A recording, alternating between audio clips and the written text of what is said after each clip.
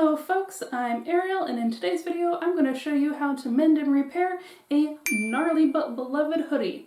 Now the first thing you should know about this hoodie, it is not my hoodie, it is actually my coworker's hoodie. She had the audacity to come into work the other day with holes in her sleeves, and then sit down next to me, someone who cannot not want to repair holes when I see them.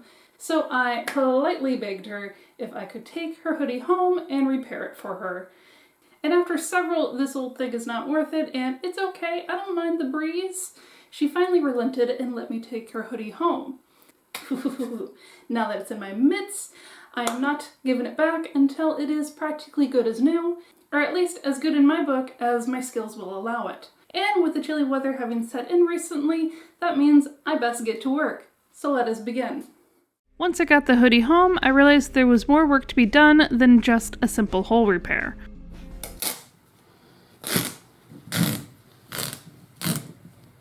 For one, after some gentle tugging,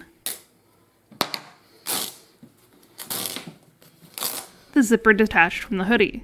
In all seriousness though, this jacket is in pretty rough shape, so instead of patching it up, I'm just going to be replacing parts.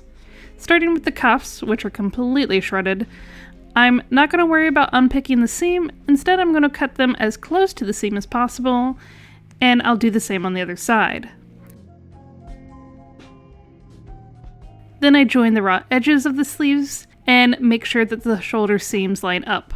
Symmetry is key here because I'm cutting off the lower part of the arms and I don't want the sleeves to look uneven when it's done.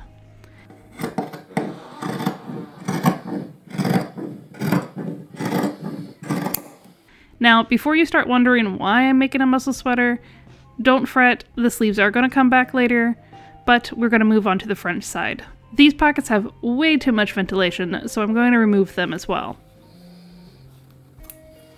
Ooh, I found treasure. The waistband is in decent shape, so I only unpick where it attaches to the pockets.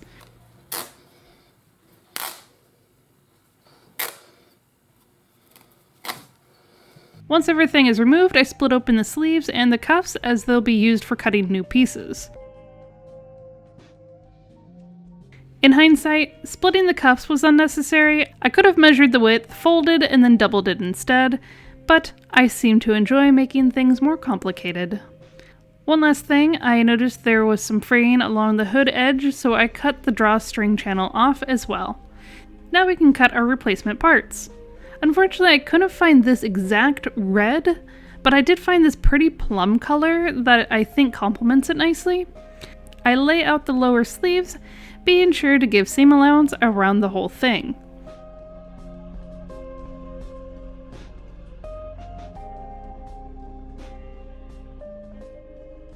Next, I mark the pockets. I make them slightly wider because who doesn't like bigger pockets? Now there is two little holes on the front where the pockets were stitched, so I cut two scrap patch pieces to cover and reinforce those areas. I also pin the pieces directly so I don't misplace the pieces as I often want to do. Speaking of reinforcement, the armpits are looking a little thin, so I'm adding an internal patch to help ease the wear.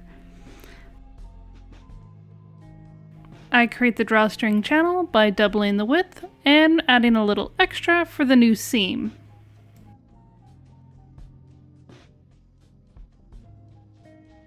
Lastly, the cuffs get cut from burgundy ribbing. I cut it on the fold, so splitting the cuff was a waste of time anyway. I live, but I never learn. I start off the sewing section by tacking down the patches with a zigzag stitch. This will help secure the raw edges, and I also zigzag the armpit gussets. For the sleeves, I fold and sew the sides together, then serge finish the seam. For the cuffs, I join the sides at the center and at the ends, leaving a space in between, so when I fold it over, I have thumb holes. Yay! I'll slip stitch this later, but for now I attach the cuffs to the sleeves, serging the edges and then top stitching the seam to the sleeve with a very small zigzag stitch. Next, I join the sleeves with a zigzag stitch. Wait. Next, I join the sleeves with a straight stitch and then serge the seam before top stitching it down. There you go.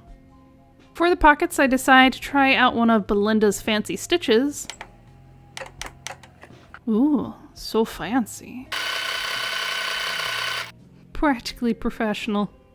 Then I fold and pin the edges along the front face. I zigzag the raw edges down, then use another fancy stitch. Let's try this leaf design to sew the sides down. Ooh, ah. Unfortunately, it impedes the hand from reaching future snacks, so it's got to go.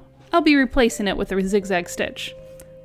I know I'm going pretty hard on the zigzag stitch, but that's because it allows the fabric to stretch more without breaking, and that will be very useful in a hoodie that will see a lot of wear over the years.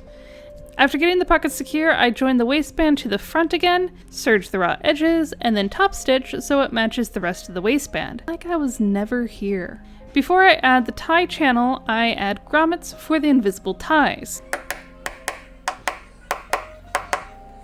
Once sufficiently grommeted, the channel is sewed to the hood, but before I finish, I need to do my zipper. Now, I bought a red zipper for this project, then, thanks to my impeccable organization skills, I lost it. So I'm using this black zipper, which is about 3 inches too long. But that's okay, I'll remove the teeth where it ends and then pluck off this end cap with ease. I said I pluck off this end cap with ease. I said I pluck. There we go. And I pop that into the space I want the zipper to stop and then pinch it in place. I can then remove a few more of the teeth before trimming the excess.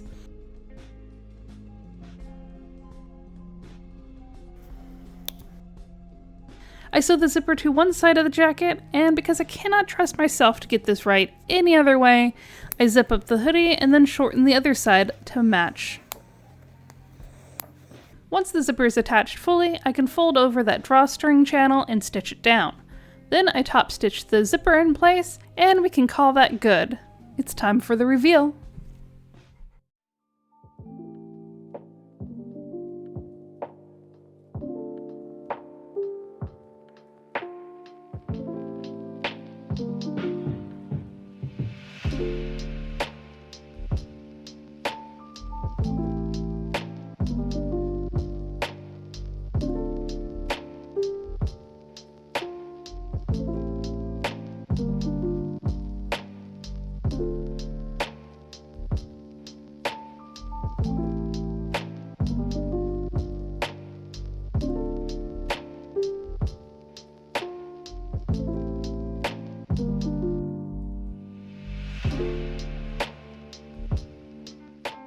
Well, there you have it, another project down, and I must say I'm actually quite proud of how this turned out, especially considering I was not expecting to do this much work on it.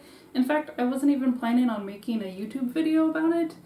I just thought I'm going to repair this hole in the sleeve and return it back to my coworker, which is what I did with another coworker's jacket. But then I saw the extent of the damage and I thought, you know, I have a hoodie that looks like this. I bet you have a hoodie that looks like this. And why not do a video repairing all of this damage? And maybe that might inspire someone else to fix their hoodie. Or maybe I'll get my creative juices flowing so I can fix my own hoodie. Whatever the case may be.